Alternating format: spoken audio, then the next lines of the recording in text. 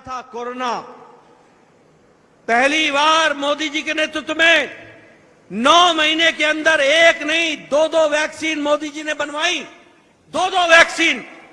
और आपको जान करके खुशी होगी कि 100 देशों में वैक्सीन मैत्री के तहत भारत की वैक्सीन दुनिया के देशों को दी गई। ये पहली बार हुआ, ये भी हमको समझना चाहिए। और आपको जान करके खुशी होगी कि 48 देशों को भारत ने मुफ्त में वैक्सीन दी, मुफ्त में। यानी भारत अब मांगने वाला भारत नहीं है, मोदी जी के नेतृत्व में भारत देने वाला भारत बन गया, भारत देने वाला भारत बन गया। और इसलिए अब मैं अगर आपको बात बताऊं, ऑटोमोबाइल में भारत आज तीसरे नंबर का मार्केट बन गया, तीसरे नंबर का मार्केट। दुनिया में सबसे ज्यादा गाड़ियां और मोटरसाइकिल खरीदी जा रही हैं तो भारत में खरीदी जा रही हैं। जापान को पछाड़ करके हम तीसरे नंबर के ऑटोमोबाइल मार्केट बन गए हैं। और इसी तरीके से मैं ये भी आपको बताना चाहता हूं कि मोदी जी का आशीर्वाद, टैक्स के माध्यम से आया हुआ पैसा, उसमें से हरियाणा के विकास के लिए 4 गुना पैसा बढ़ा दिया गया है, 4 गुना हरियाणा के लिए बढ़ा दिया गया। ग्रांट इन एड, जो आपको ग्रांट मिलती है हरियाणा को, वो 3.5 गुना बढ़ा दिया गया, 3.5 गुना बढ़ा दिया गया। इसी कारण से ये नॉन स्टॉप हरियाणा चल रहा है। और उसी तरीके से 2.70 लाख करोड़, 2.7 लाख करोड़ पिछले 10 सालों में विकास के नाम पर हरियाणा की धरती पर लगा है और हरियाणा को विकास के साथ जोड़ा है। मित्रों, जल जीवन मिशन में हरियाणा नंबर 1 पर खड़ा है। हर घर पानी पहुंचाने का काम किया है तो हरियाणा ने किया है और विकास की नई कहानी लिखी है। आपको जानकर खुशी होगी कि इंडियन इंस्टीट्यूट ऑफ टेक्नोलॉजी, उसका कैंपस भी झज्जर में बनने के लिए शिलान्यास हो गया है। आपको जानकर खुशी होगी कि मोदी जी के नेतृत्व में जब मैं पिछली बार स्वास्थ्य मंत्री था तो कैंसर का सेंटर, सबसे बड़ा सेंटर, देश का सबसे बड़ा सेंटर वो झज्जर में खुला है और झज्जर में उसका काम चल रहा है। आपको जानकर खुशी होगी कि रेवाड़ी में all India institute of medical sciences खोला जा रहा है। 1600 करोड़ रुपए की लागत से वह रेवाड़ी का all India institute of medical sciences बन रहा है। गुरुग्राम में मेट्रो का काम शुरू हो रहा है। आपको जानकर अभी मैं आया हूं पुलिस लाइन से, यहां पर हाईवे, कहीं पर बाईपास, एलिवेटेड रोड। बोलिए, सड़कें बनी है कि नहीं बनी है हरियाणा में? अच्छी सड़कें बनी है कि नहीं बनी है? नेशनल हाईवे बने हैं कि नहीं बने हैं? और एलिवेटेड रोड बना है कि नहीं बना है? फ्लाईओवर बना है कि नहीं बना है? हरियाणा में पिछले 10 सालों में 2500 किलोमीटर सड़क नेशनल हाईवे बना है, 2500 किलोमीटर। और मैं ये भी बताना चाहता हूं कि हरियाणा में Delhi Mumbai expressway, Delhi Amritsar expressway, Ambala Kotputli expressway और अमृतसर भटिंडा जामनगर, ये सब हरियाणा से जाने वाले एक्सप्रेसवे हैं जिनको आगे बढ़ाया गया है।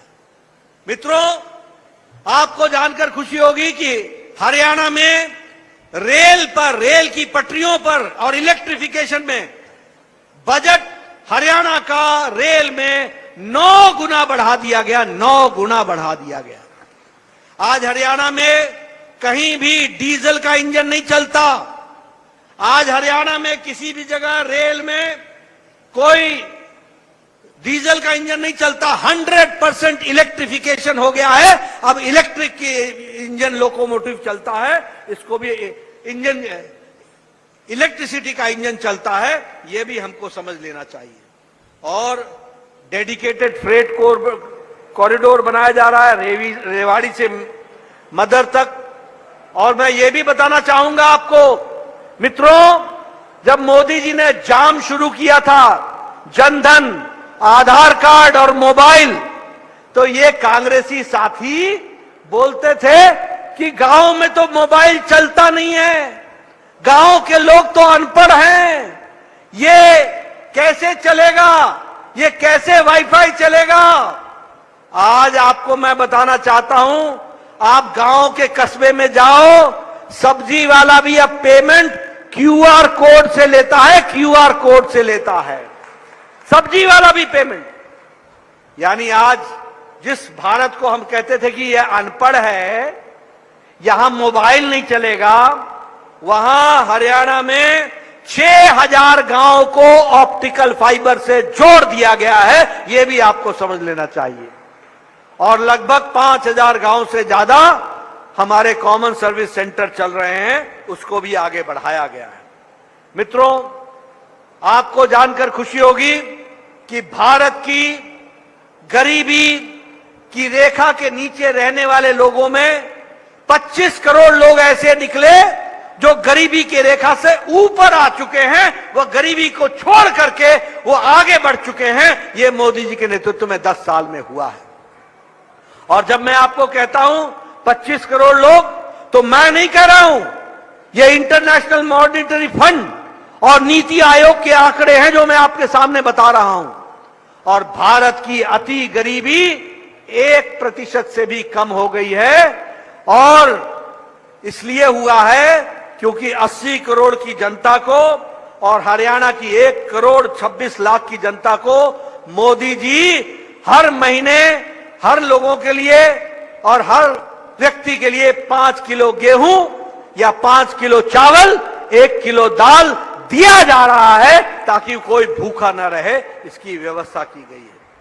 और इसी तरीके से स्वच्छ भारत के तहत लगभग 6300 गांव ऐसे हैं जहां संपूर्ण स्वच्छता को पहुंचाने का काम स्वच्छता अभियान के तहत किया गया है। आयुष्मान भारत के बारे में मैं बोलना चाहूंगा। आपको गरीब लोगों को, 15 लाख परिवारों को 5 लाख रुपए का गंभीर बीमारी से लड़ने के इलाज के लिए व्यवस्था की गई है। 5 लाख रुपए। और मनीष जी और मोहन जी, मुझे करेक्ट करना, अब आप लोगों ने तय किया है कि यह 5 लाख 10 लाख हो जाएगा, और 10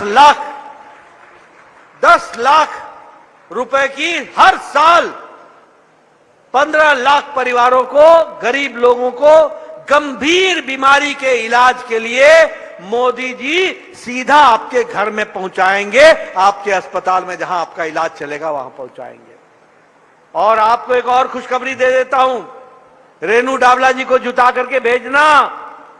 चुनाव जीतने के बाद, कमल खिलने के बाद मोदी जी की तरफ से हर बहन, हर माता, हर बुजुर्ग, किसी भी जाति का, किसी भी मजहब का, किसी भी इलाके का, किसी भी आमदनी का, अमीर हो या गरीब, जिसकी उम्र 70 साल से ऊपर की हो जाएगी, उसको ता जिंदगी अंतिम सांस तक हर साल गंभीर बीमारी के इलाज के लिए 5 लाख रुपए दिया जाएगा। 5 लाख रुपए। और जिन लोगों को 10 लाख रुपए आयुष्मान भारत में दिया जाएगा, उनके यहां अगर कोई बुजुर्ग होगा जो 70 साल से ऊपर का होगा, उसके लिए अलग से 5 लाख रुपए की व्यवस्था की जाएगी। इस तरीके का काम किया जाएगा। इसलिए मित्रों, ये डबल इंजन की सरकार किस तरीके से आपके लिए काम कर रही है, वह भी हमको ध्यान में रखना चाहिए।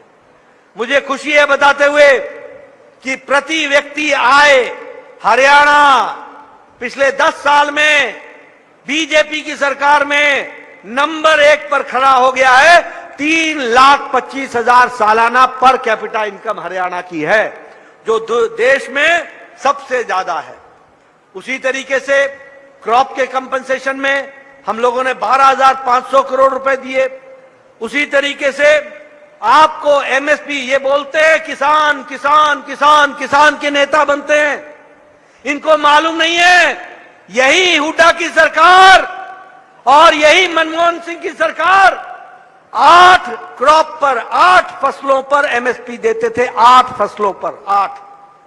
आज मोदी जी और यहां पर नैब सिंह सैनी की सरकार 24 फसलों पर आपको एमएसपी दे रही है। 24 फसलों पर। और उसी तरीके से जैसा मैंने कहा कि आगे भी आपके लिए 24 के फसलों पर एमएसपी दिया जाता रहेगा। किसान हितैषी अगर कोई सरकार है तो वो मोदी सरकार है, वो नायब सिंह सैनी की सरकार है, वो हमारी रेणु डाबला की सरकार है और हमारे मनीष ग्रोवर की सरकार है। ये हमको समझ लेना चाहिए। और इसीलिए अभी मैं ये भी बताना चाहता हूं कि आप सरकार को चुनिए, 2 लाख सरकारी नौकरियां दी जाएंगी, 2 लाख सरकारी नौकरियां दी जाएंगी अगले 5 साल। और ये नौकरियां बिना खर्चे के और बिना पर्ची के होगा।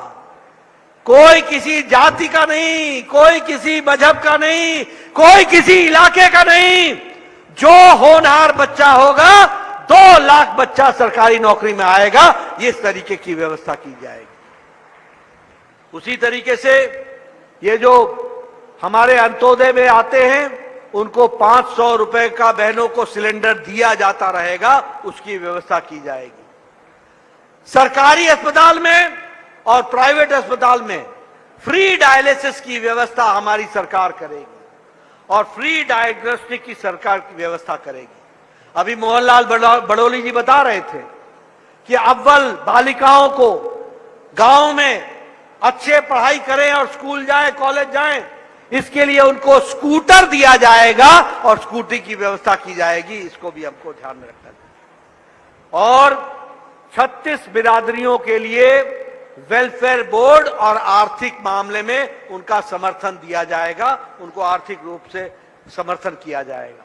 इसीलिए मैं मित्रों आपके सामने मैंने ये रिपोर्ट कार्ड इसलिए रखा है, एक तरफ वो लोग हैं जो परिवारवाद करना चाहते हैं, एक तरफ वो लोग हैं जो जमीनों का घोटाला करना चाहते हैं, एक तरफ वो लोग हैं जिन्होंने कोयला घोटाला किया, एक तरफ वो हैं जिन्होंने पनडुब्बी घोटाला किया, एक तरफ वो हैं जिन्होंने हेलीकॉप्टर का घोटाला किया, एक तरफ वो हैं जिन्होंने बोफर्स का घोटाला किया, एक तरफ वो हैं जिन्होंने जमीनों का घोटाला किया और एक तरफ भारतीय जनता पार्टी है जो विकास के लिए आपके साथ तत्पर होकर के चल रही है और नॉन स्टॉप हरियाणा रेणु डाबला जी के साथ मिलकर के चल रही है। इसको हमको ध्यान में रखना चाहिए।